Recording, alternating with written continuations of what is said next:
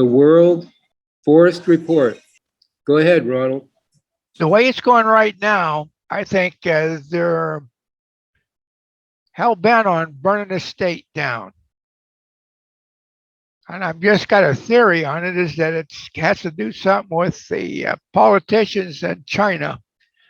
But anyway, when you look at the fires in California, it's amazingly straight line. It's almost too straight.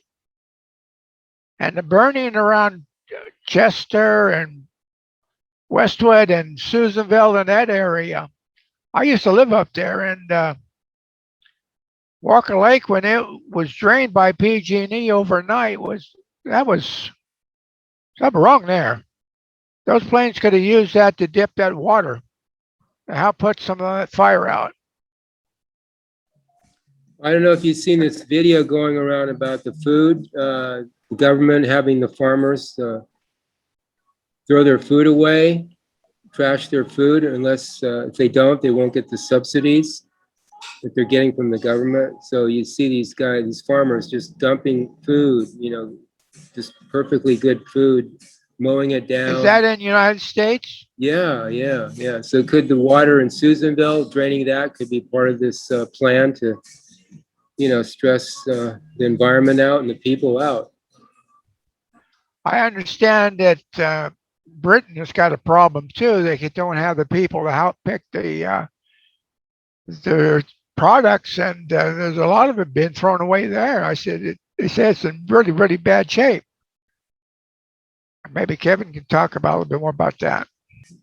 Yeah, and then I've got this little video here, 7-minute video from Geoengineering.watch I'll play. And this is regarding Northern California as well, since he lives up there. And it's curious that him and Deborah Tavares are living up there. Those are the two main whistleblowers about the fires and the COVID, et cetera. And they're living up there. So they're really targeting Northern California with fires and other nefarious things. So let me play this. This is Dane Wigington with geoengineeringwatch.org, and this is the view from my backyard this winter. Winter in the conventional sense is no more, and what's now becoming the norm is increasingly extreme weather whiplash scenarios of fire and ice. During the winter season, vast regions are being flash frozen by climate engineering operations that continue to seed highly toxic chemical ice nucleating elements into cloud moisture. And we're now being told that there's, quote, a warm side to winter storms and a cold side. Really. And ice storms are now constant. Surface temperatures during these events are radically lowered, only to radically rebound once the engineered surface cool down can't be maintained anymore because there's no more available moisture. And in other regions around the world, fires are raging even in winter. And the fire you're seeing in the background of this video is a short distance from the boundary of my habitat preserve on the east side of Lake Shasta in Northern California. Climate engineering solar radiation management operations have completely altered the composition of our forests, and they're lowering forest flora moisture content, they're contaminating soils, waters, they're altering pH values, they're decimating the soil microbiome, and thus killing trees and all of the flora in the forests. A decade ago, during the fall, winter, and spring seasons, I could, by myself, manage substantial forest understory fuel burns, again, completely on my own. And during these burns, I was able to safely accomplish large-scale habitat restoration. But now everything's changed. The forest is dying and drying out at blinding speed, and flashed outs are now the norm. After rain events, we experience flash drying of the forest, and it's killing everything. And wildfires of unprecedented size and intensity, again, have become the norm all over the world. And I ask this question: what will we face this summer? What will be the scope and scale of the forest incinerations coming this summer? Imagine flames burning this hot, literally 40 minutes after a rainfall. What's it going to be like in the summertime as the climate engineers dry us out, foliage dying, root systems dying, incendiary dust on everything? What's that going to be like when they turn Northern California into Australia again? This is the kind of preventative burn we have to do to keep that from happening. Nobody's acknowledging what's going on. I'll pretend it's not happening because conditions are so unlike historical norms. When will agency officials, when will the science community acknowledge the changes that are happening in our environment, making it much more volatile? That's why Australia went up in flames. That's why so much of the world is going up in flames. Climate engineering is completely disrupting the hydrological cycle, disrupting the wind patterns, toxifying soils and waters, covering foliage with an incendiary dust. If foliage can burn this hot an hour after a rainfall, what's it going to be like in the summer? That's why firefighting agencies acknowledge how different the conditions are now, but none of them will acknowledge the elephant in the sky, the climate engineering, solar radiation management, geoengineering elephant in the sky that's so radically changing conditions. It's up to all of us to bring this issue to light while it still can make a difference.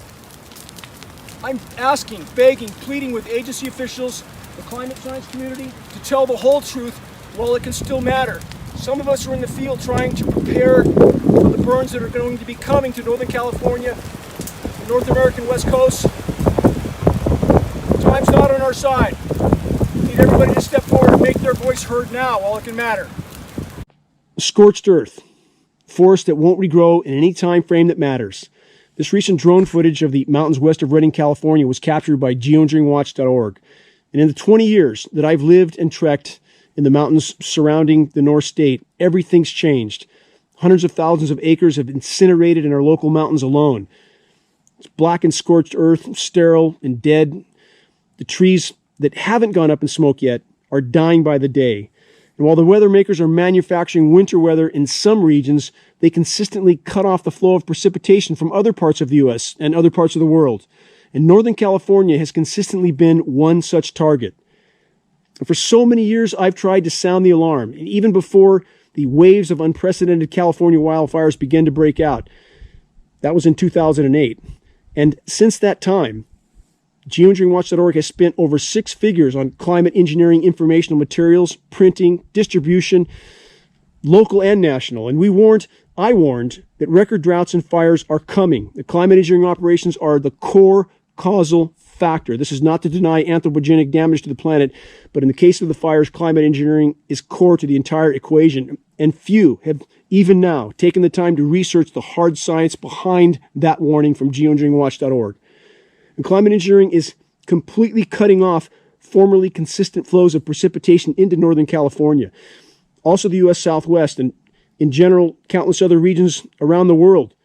Climate engineering is destroying the ozone layer. It's creating an electrically conductive atmosphere that produces more dry lightning. The toxic particles themselves, again, are killing our soils, they're killing our trees, and slowly they're killing us.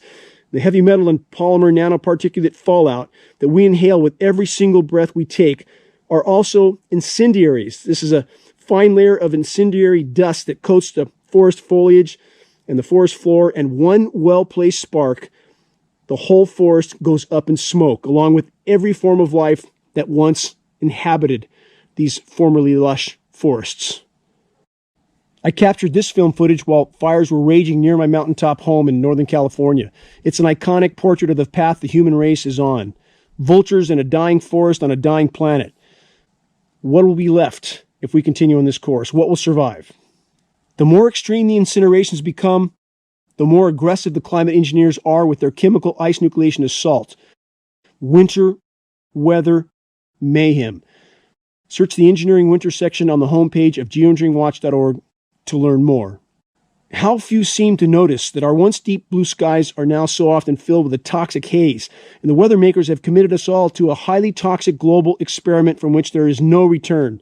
And yet, even at this late hour, if our collective efforts can expose and halt the insanity in our skies, we may yet salvage some part of the planet's remaining life support systems. Never give up. This is a fight for life on Earth. It's a fight for everything that matters, and that fight isn't over. Check the activist suggestions link on the homepage of geoengineeringwatch.org to learn more about how you can help in this all-important battle. Make your voice heard. Make every day count. Until the next installment of Into the Wild, this is Dane Wigington with geoengineeringwatch.org. So that's Northern California. Again, I was hiking through there, and even in 2014, I saw forests like this with my son, just like never-ending hiking through this these desolate places that really made you feel eerie, because nothing would grow, no undergrowth. All the pioneer species that normally come up, they didn't, because it was so hot. The ground was so hot, it was burned. They were burned, the seeds were burned, everything was burned so to a crisp. So it's going to take a while for something to blow in, if ever, in these places that have been scorched earth policy. So amazing when you look at that forest. When I was a kid, we would travel up towards Bernie, and up through the forest was so thick, and there were streams everywhere. And you look at it now, it looks like a damn desert. That's what's, I just can't get over what they've done to this earth. They're crazy. We stopped at Bernie Falls. You're familiar with that area, right? There's a campsite there. Oh, yeah. It's a great place. One of the biggest falls of in California. I don't know what the status is there. Do you know what's going on there? Now, it's been a while since I've been up there. Okay. It's coming. They're not going to stop. So now they're hell bent. Yeah. Kevin? Yeah, when we were speaking earlier at the beginning of the show about the how they're destroying all the crops and such. Well, I think somebody already mentioned that the governments of the world have given the farmers huge monetary incentives to do just that, and they've also given them ultimatums: if they don't destroy their crops and take these monetary incentives, they won't get any tax relief the next year.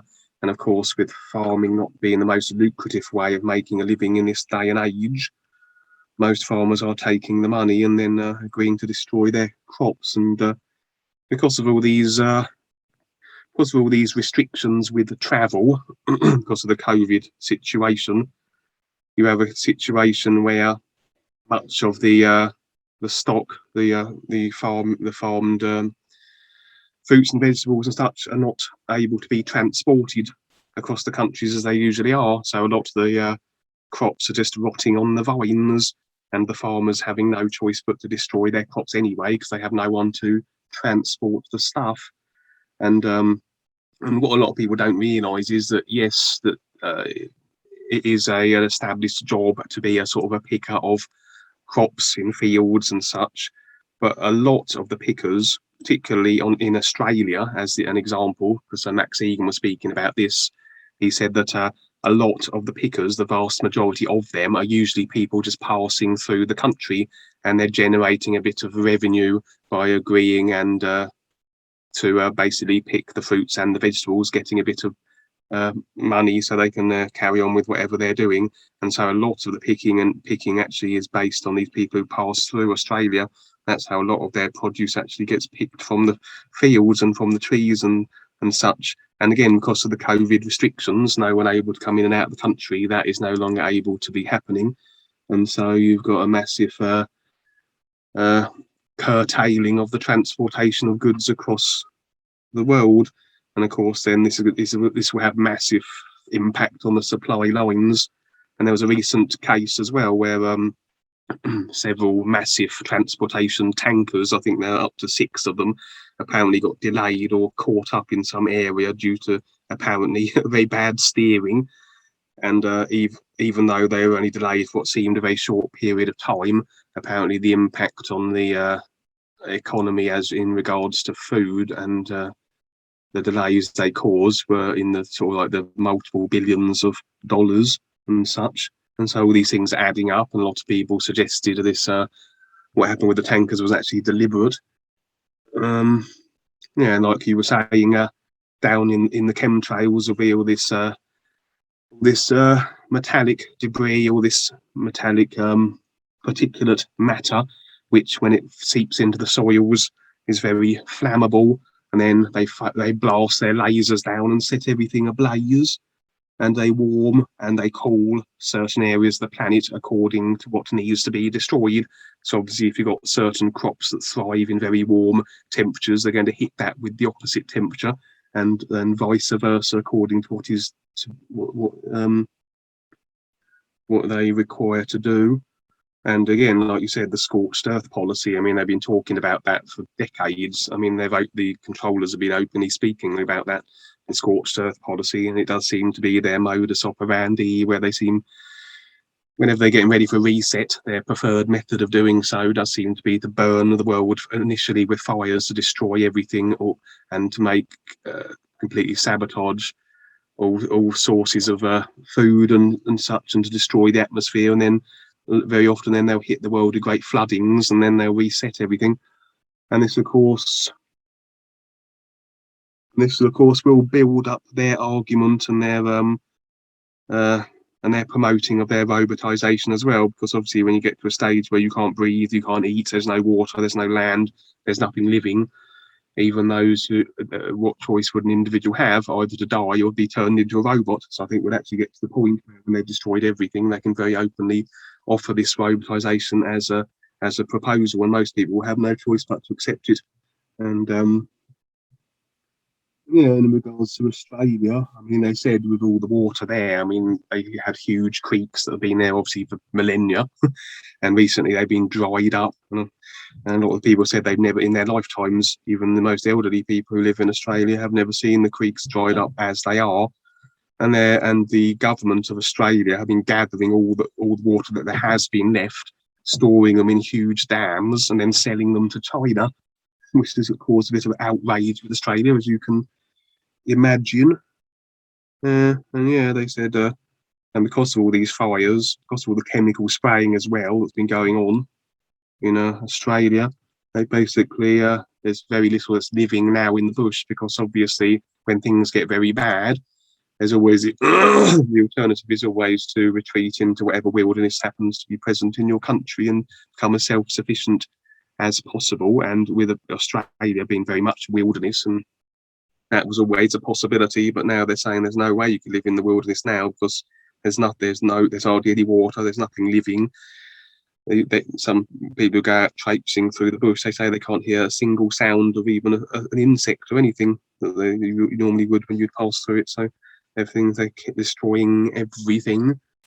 But in regards to Australia specifically, I pulled off a number of articles which briefly skim over that which has been happening in the last 2 years. So I thought it'd be a good place to start. Then it sort of gives an overview of what's happened up until this point, and then from the shows beyond this, I can then add the updates, the more recent updates. I thought this would set the stage, so I can read off these things, only a page long each, and I think there's 4 of them, so I can just go over these. The following article was written by Bob Yerker from phys.org. A team of researchers from Jinan University, the University of Colorado Boulder, the U.S. National Oceanic and Atmospheric Administration, and the U.S. National Center for Atmospheric Research, has found evidence indicating that the massive bush fires that burned from late 2019 through early 2020 in parts of Australia produced so much smoke particulates that they increased the temperature of the stratosphere in the region for approximately 6 months.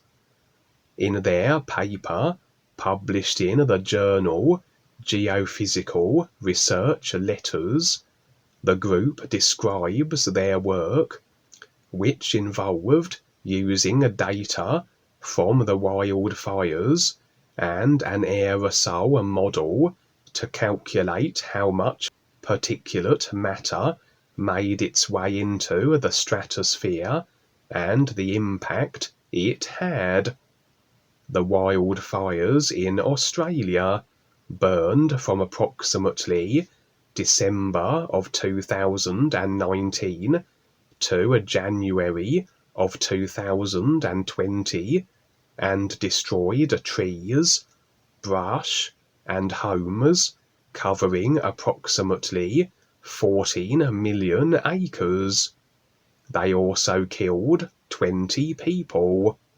So large were the fires that the smoke could be seen by astronauts aboard the International Space Station.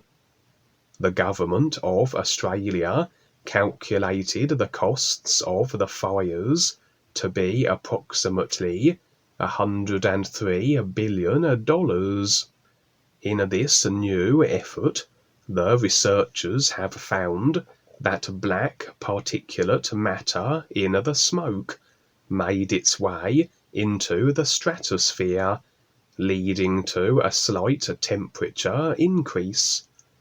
The stratosphere is approximately 10 to 50 kilometers from the surface of the Earth.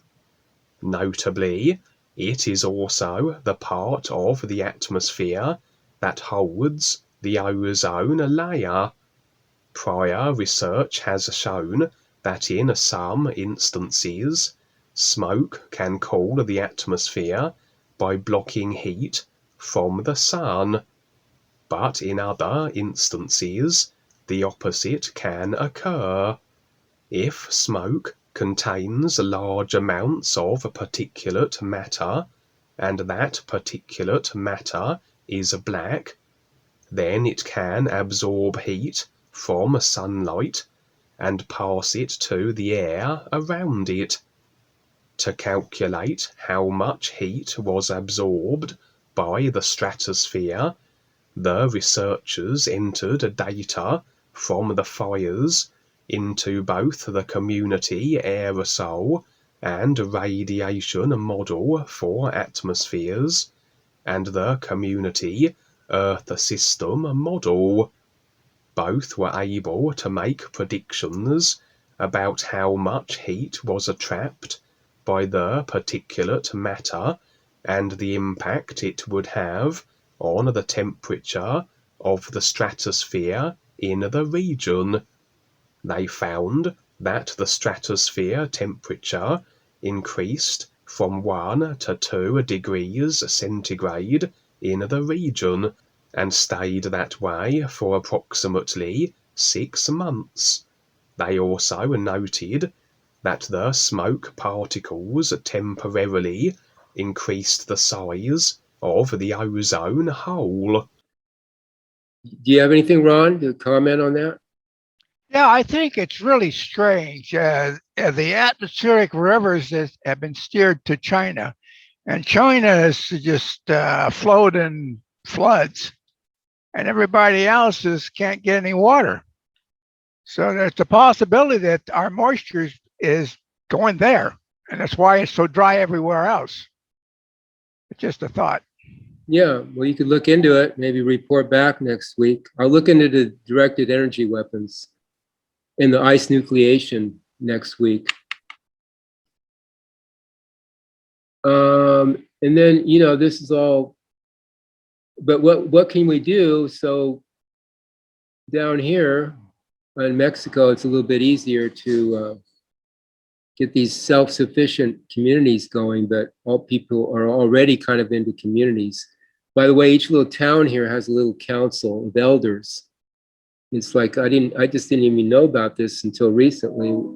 It's an unofficial kind of a group of elders that sort of run the community or the city. Each city here in Mexico has one. So we will be going to them once we get our funding and start our projects. We'll be going to them and see if we can work with them to establish these self-sufficient communities so that we don't have to rely on government food, power, etc. People can grow their own. It just works very well when people do that and are honorable with each other and in the particular environment they live in. And it could be had. We can get our own water through drilling wells, and particularly here, like in a country like Mexico, you can drill for water, get your own well, grow your own food. There's actually plenty of land here. We're out in Baja, so if you're in the city, still, there's always something you could do. Get together with like-minded people to form a community, and then figure out what to do to survive here. That's on the physical. Well, in our area, Yeah. they're drilling wells half miles down, and everybody with shallow wells, they're going dry. And there are all these almond farmers are plowing over their fields of trees, and the field is trying to survive, or just they're putting everybody else out. The few guys that can afford to drill those wells deeper. And the community is that type of community that you have in Mexico has been pretty well destroyed here in California. Yeah. Well, again, primary water is a different source. It's not the aquifer water. It's the water that's created every day, comes up through the vapors, through the fissures of the earth. It's created. Well, those are usually coming from the dams that we like the Maloney's Dam and places like that. That the water would permeate down into the ground, but those are drying up too. That's called secondary water, the water that comes from the rain and the snow. Well, there's a certain amount of that penetrates into the ground.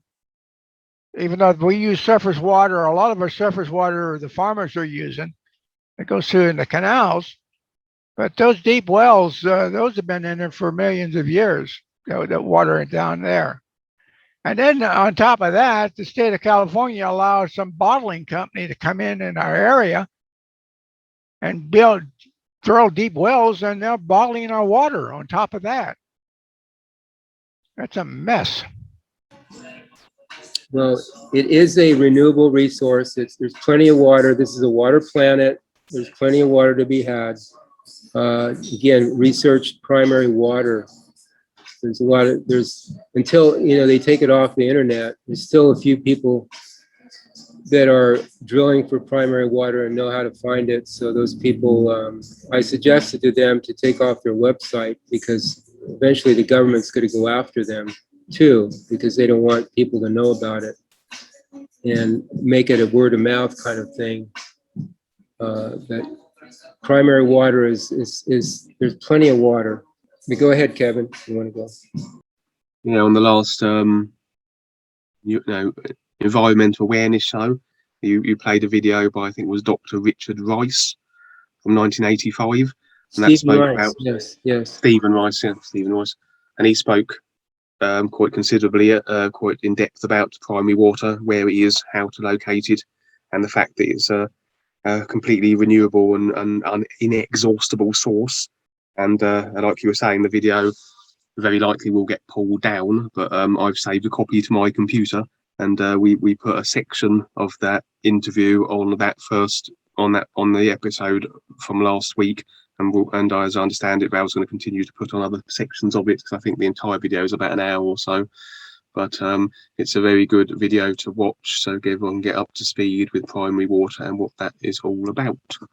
Yeah, I'll play the other part, next Thursday. So I played those 30 minutes of it last week, so I'll play the rest of it. Yeah, the video can be found on a site called primarywater.org, and it's the first video you will come across when you log into that site, and so it's well worth taking the time to download that video to your computer in the event that they do start to remove a lot of this material, which they are and have been doing in recent times. The following article was a story by Reuters. Fire crews fight bushfires in Perth, Australia, February the 2nd, 2021. Australia's most populous state has closed out its quietest fire season in a decade, its fire service said, as the coolest and wettest summer in years offered a reprieve from the uncontrolled blazes that torched large swathes of the country in 2019 and 2020. The current bushfire season has seen half the number of call-outs in New South Wales state at 5,500 as the previous season, the NSW Rural Fire Service said on Wednesday. This season, just 31,000 hectares, 76,600 acres of land burned across the state, compared to 5.5 million hectares, 13.6 million acres during last season's Black Summer wildfires. The less hazardous fire conditions were underpinned by a El Niño weather pattern, which saw Australia registering its wettest weather in 4 years and its coolest in 9, though it also had the downside of causing massive floods in parts of the country's east coast. Today marks the official end to the quietest fire season in more than a decade, a welcome and stark contrast to last year, the RFS said in a social media post. Fires this year blackened nearly half of the World Heritage listed Fraser Island, home to the world's only tropical forest that grows on sand, off the country's northeast coast. In Western Australia state, fires burned more than 70 homes.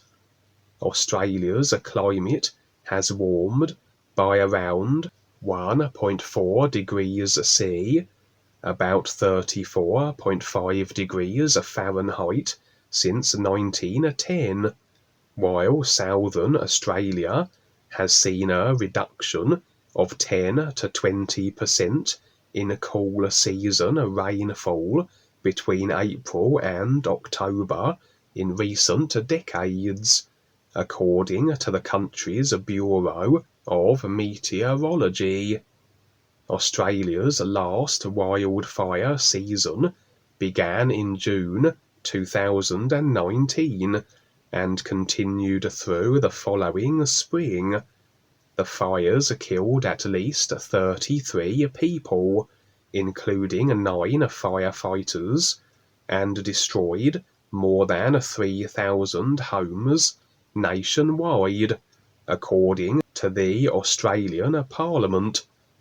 More than 1 billion animals are estimated to have died, with many species pushed close to extinction. In March, Australians on the east coast have been inundated with rain and the worst floods in more than half a century, with tens of thousands of people evacuated. Numerous regions were declared natural disaster areas, with authorities warning New South Wales was reaching a breaking point. Communities who were battered by the bushfires are now being battered by the floods and a deep drought. Prior to that, I don't know any time in our state's history where we've had these extreme weather conditions in such quick succession in the middle of a pandemic, New South Wales Premier Gladys Berejiklian said last month.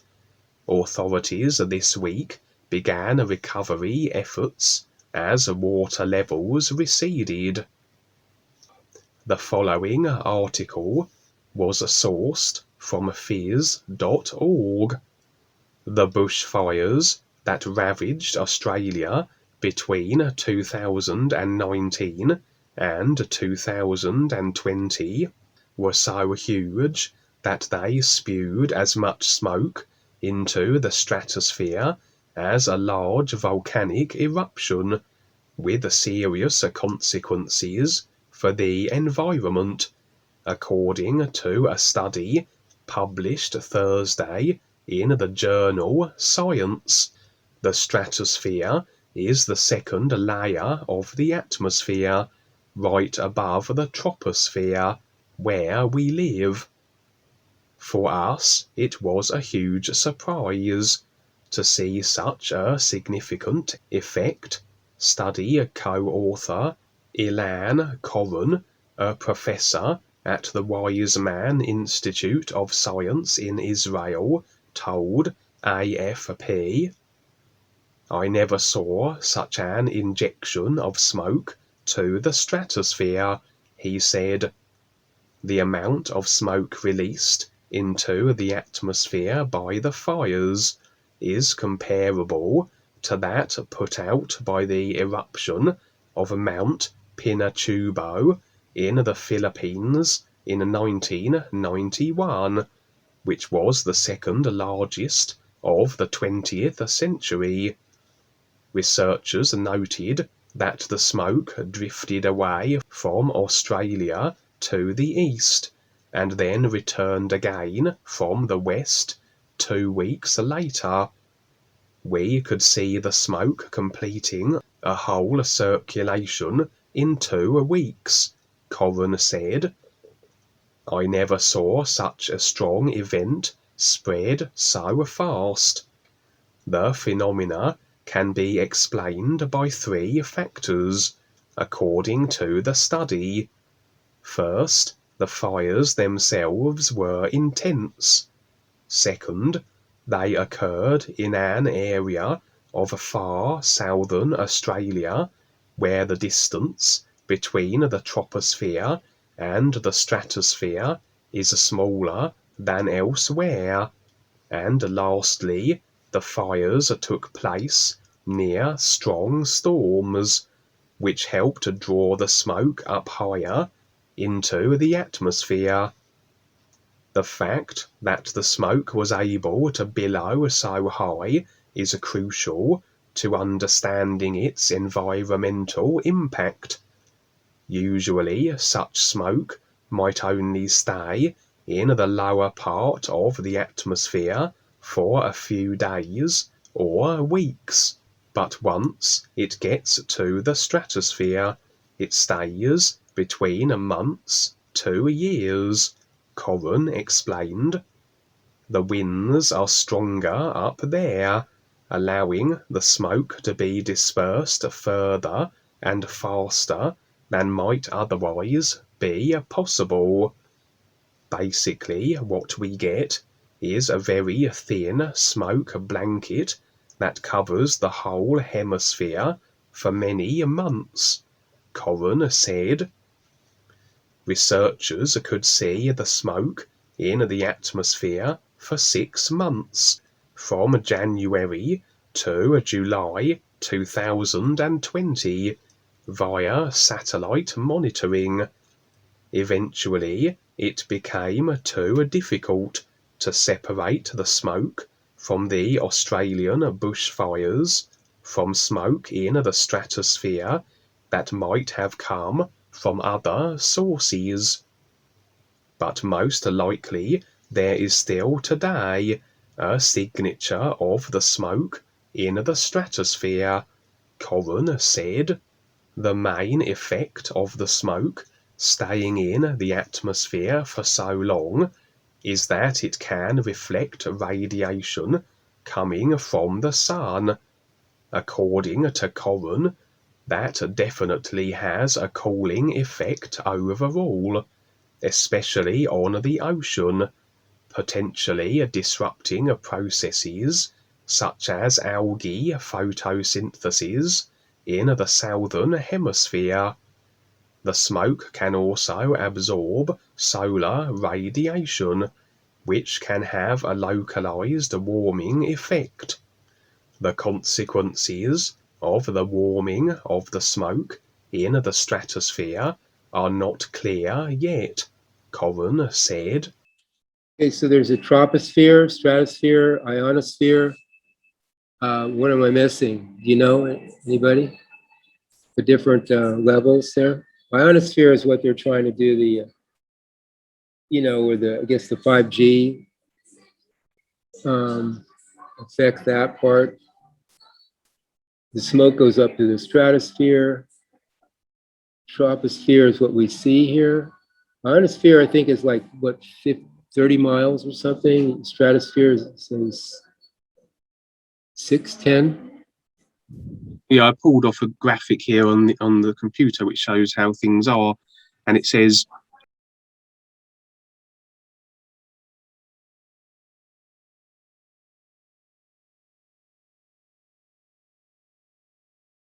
Is it this way that the understanding is the hotter the forest fire, it pushes the heat and the smoke higher into the atmosphere?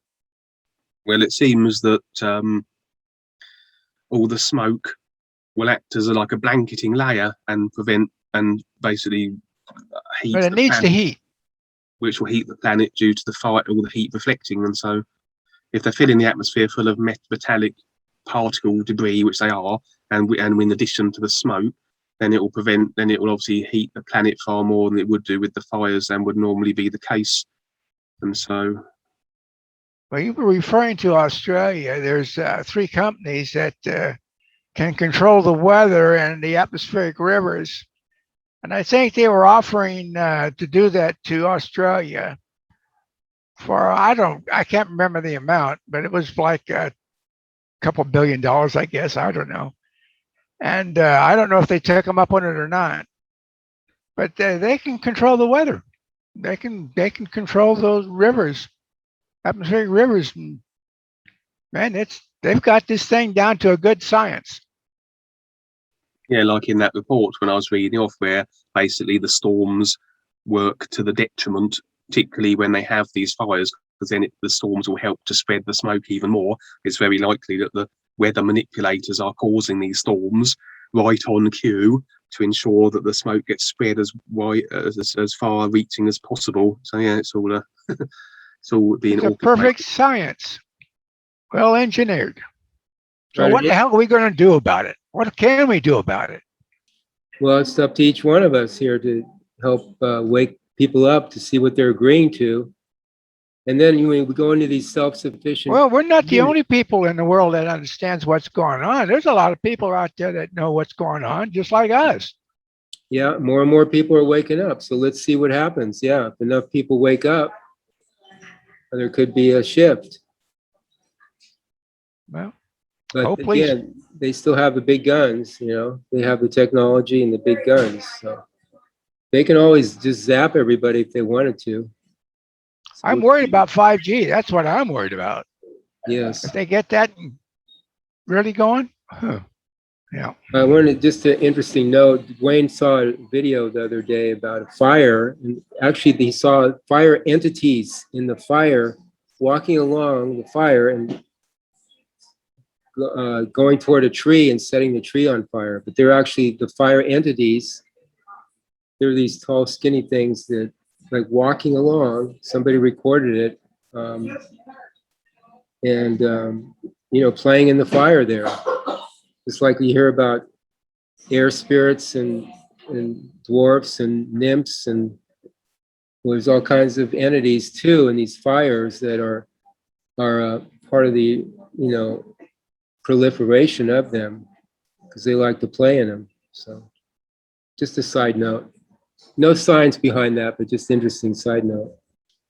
And yeah, when you said that all the billions of animals, like, geez, you don't think about the animals and all their, plight too. Insects, animals, birds, all these creatures that are being affected by this, losing their habitat, losing their lives too. So it's quite enormous what's going on here. But again, we can do something. Each one of us can just do our part. I'm doing the, in Mexico here, it's a little bit easier to get things going with because people are still.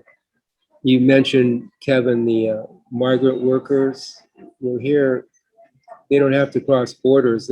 We got a school bus here every day now. I see a school bus coming past me as I walk toward catch the bus to go to the cafe here.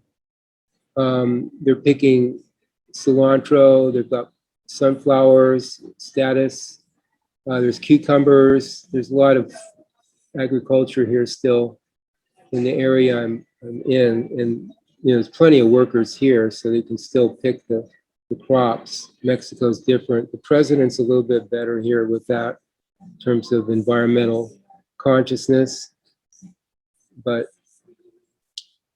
as we know, the 5 countries that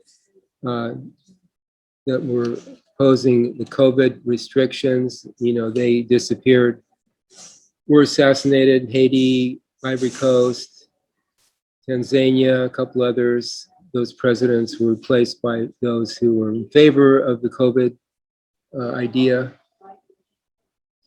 So we'll see how long this Mexican president can hang on here.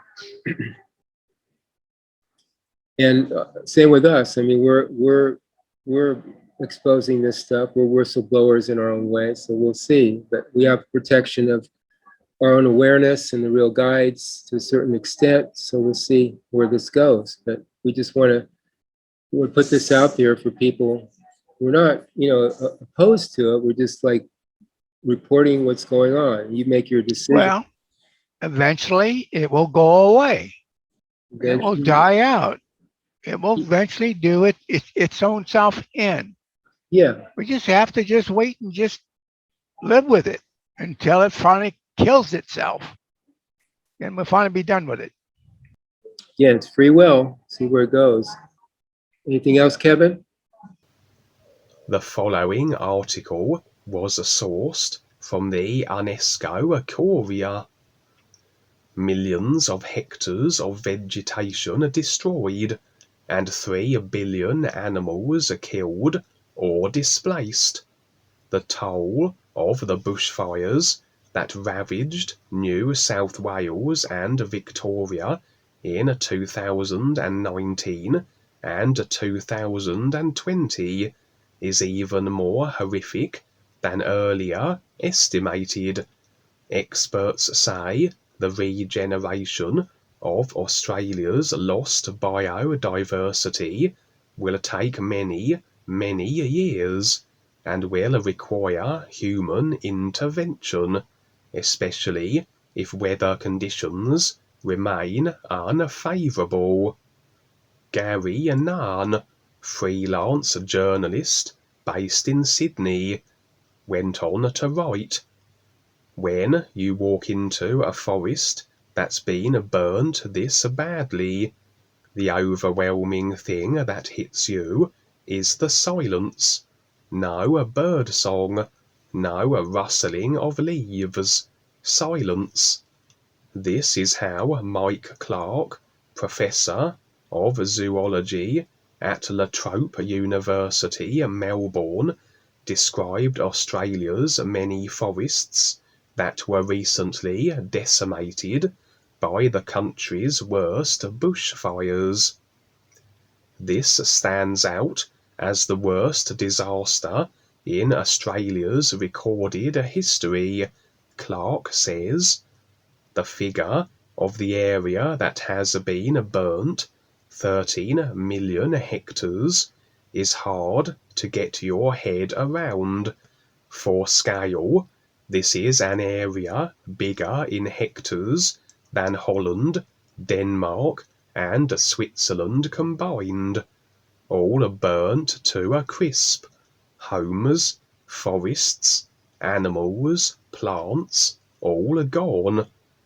The timing is also significant in understanding the scale of the impact. This comes on top of Australia's driest years on record, Clark adds. Populations of animals were already on their knees due to the drought.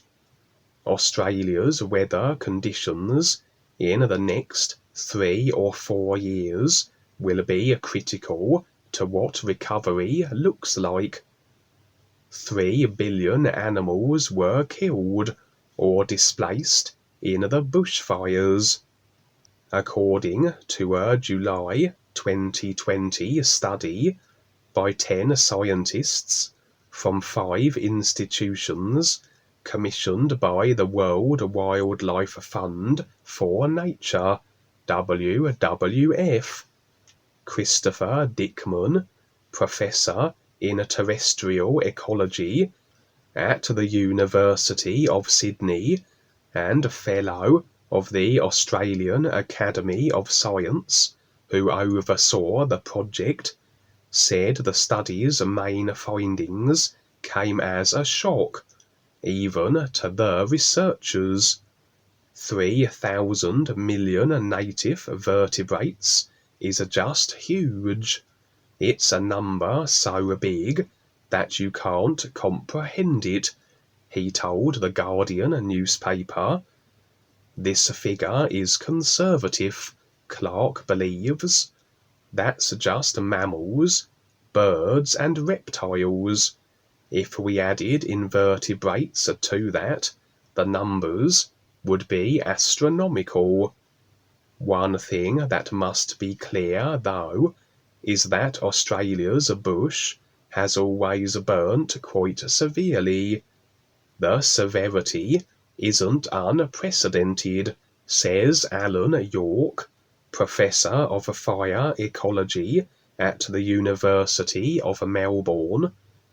What is unprecedented is their earliness in, or before, the usual fire season, and the volumes of fires in so many places, which is far more unusual. The impact on Australia's threatened species is potentially devastating.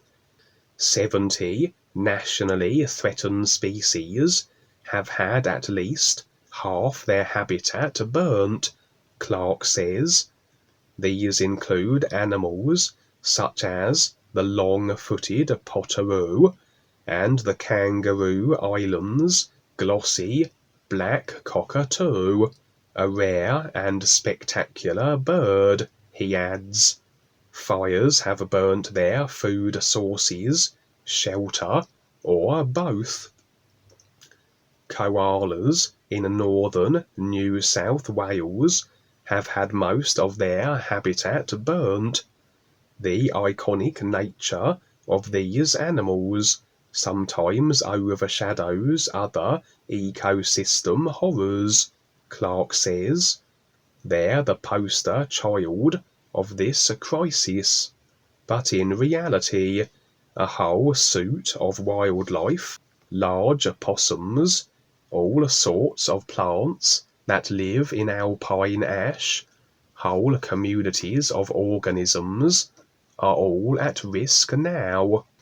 It may take years for these species to recover, and that may require human assistance, with captive bred frogs in Australia's zoos, for example.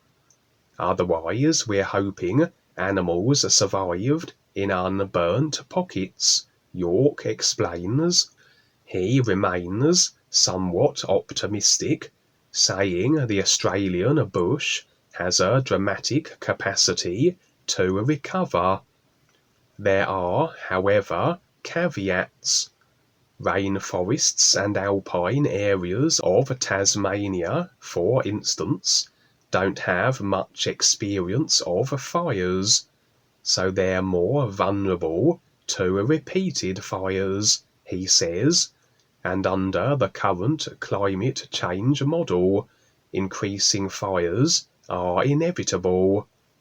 Some of several human interferences that'll most likely hamper recovery include habitat removal from land clearing and a lack of urgent political action.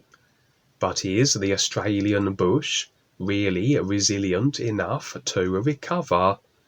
Not everyone shares the fire ecology experts' tempered optimism.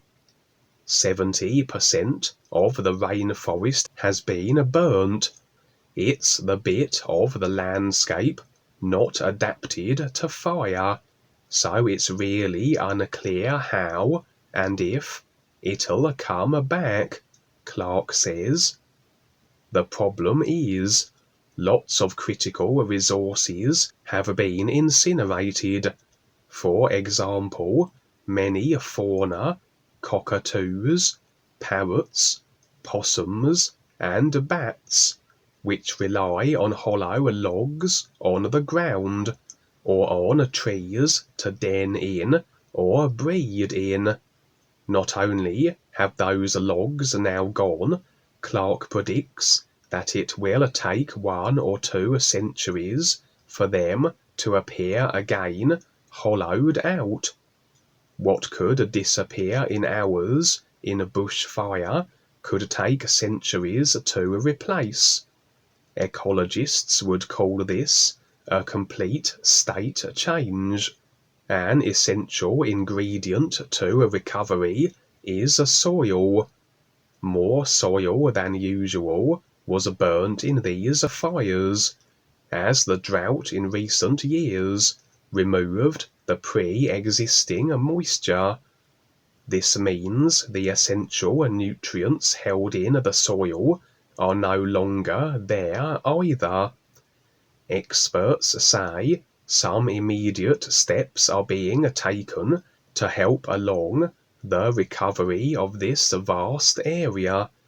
A moratorium on logging has been proposed, and pressure is building to act more aggressively on the pest control of feral cats and foxes, in addition to introducing weed removal.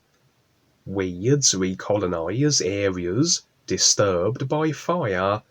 They use resources that native plants and animals might need, York explains. Identifying and protecting areas that did not burn is also an important subject for debate. Specifically, some are arguing that cultural burns may be better than the hotter, more intense, hazard reduction burning. Cultural burns are cool burning, knee-high blazes that were designed to happen continuously and across the landscape, practiced by indigenous people long before Australia's invasion and colonisation. The fires burn up fuel like kindling and leaf detritus, so that a natural bushfire has less to devour. Since Australia's fire crisis began in 2019, calls for better reintegration of this technique have grown louder, but they may be of limited value at this crisis point, according to Clark. We need to appreciate how different things are now. Cultural burns happened to enable people to move through dense vegetation easily, or for ceremonial reasons. They weren't burning around 25 million people, crisscrossed by complex infrastructure and in a climate change scenario, he estimates. Concrete measures to combat climate change are indeed crucial for the future of biodiversity. In spite of green shoots of optimism in some quarters, the prognosis of whether the bush will ever recover its biodiversity is looking somewhat grim. Breaking it down, Clark surmises that a chunk of it will be good, a third will be able to bounce back, a third is in question, but a third is in serious trouble. I've been studying fire ecology for 20 years, but we're dealing with uncharted territory, changing before our eyes. And the soil microorganisms, they get burned up without water too, the drought. They don't have moisture to live off of. and then the fires, you kill them. That's really important. The soil management that nature has, the recycling of organic debris and all that, we're losing that. So the soil can't really provide plants nutrients to grow. And that's part of what's going on. And then the fires are so hot, it just burns everything up, the soil up. So, and then you mentioned the fires that normally you never see fires in Siberia or the rainforest, but there you go. Siberia with the methane, rainforest with whatever, chemtrail debris. It's everything's burning up. Thanks, Ron, for being here. Thanks, Kevin. Okay, and what we can do is sing NUUU and let life show us what next. So it goes like this. NUUU. Ronald? NUUU. And Kevin?